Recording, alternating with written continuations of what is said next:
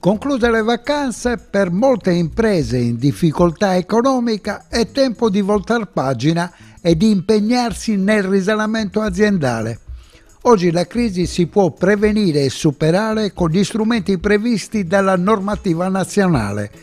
Infatti, sempre più aziende, anche sarde, stanno adottando misure preventive di autocontrollo e si impegnano ad accedere agli strumenti di composizione della crisi, recentemente rinnovati.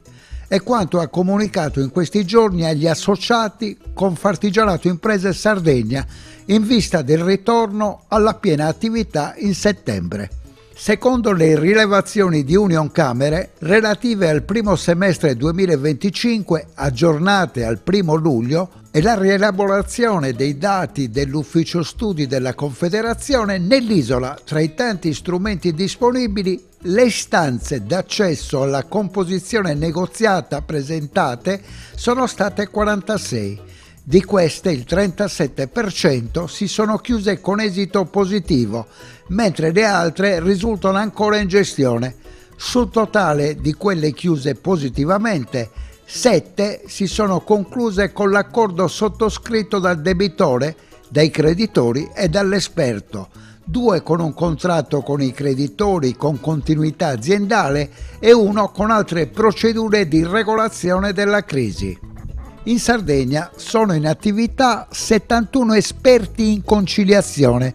Di questi 36 professionisti operano su Cagliari, 18 a Nuoro, 2 a Oristano e 15 a Sassari.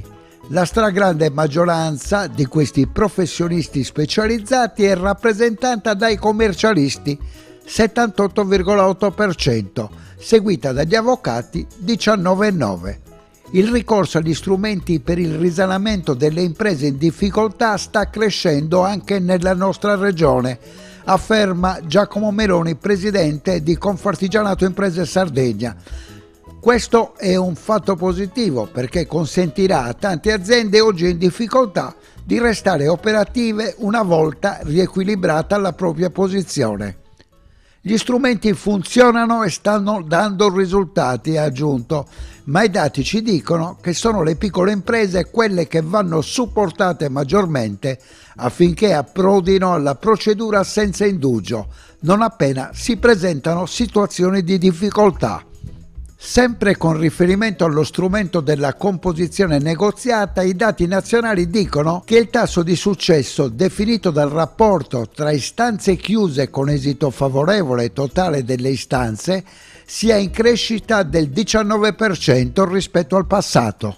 L'incremento nel tempo degli esiti positivi delle istanze dimostra un utilizzo di questa procedura da parte delle imprese sempre più consapevole ed un accesso allo strumento in uno stadio della crisi non ancora troppo avanzato, il che consente di perseguire efficaci percorsi di risanamento aziendale. Inoltre è molto significativo il dato relativo al numero di addetti delle 324 imprese risanate.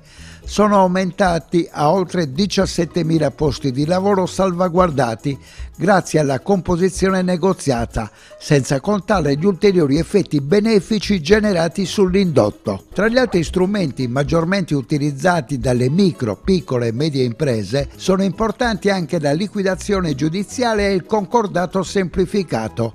Nel primo caso, il 2024 ha fatto registrare 9.200 procedure aperte, con un numero medio di addetti per impresa pari a 6 unità e un valore medio della produzione di 1 milione di euro.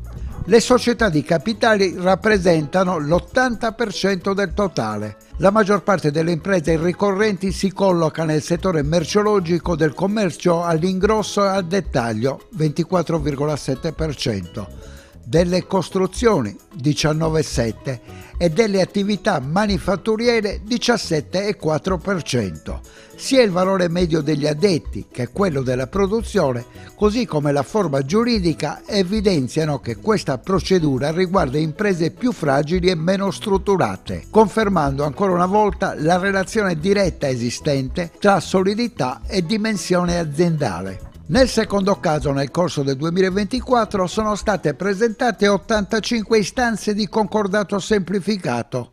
Il numero degli addetti medi per imprese è pari a 15 ed il valore della produzione è pari a 4 milioni di euro. È evidente quindi che resta molto limitato il ricorso al concordato semplificato liquidatorio e che richiedono l'accesso a tale strumento soprattutto le aziende più sottodimensionate, sia come addetti che come valore della produzione, rispetto a quelle che generalmente ricorrono alla composizione negoziata.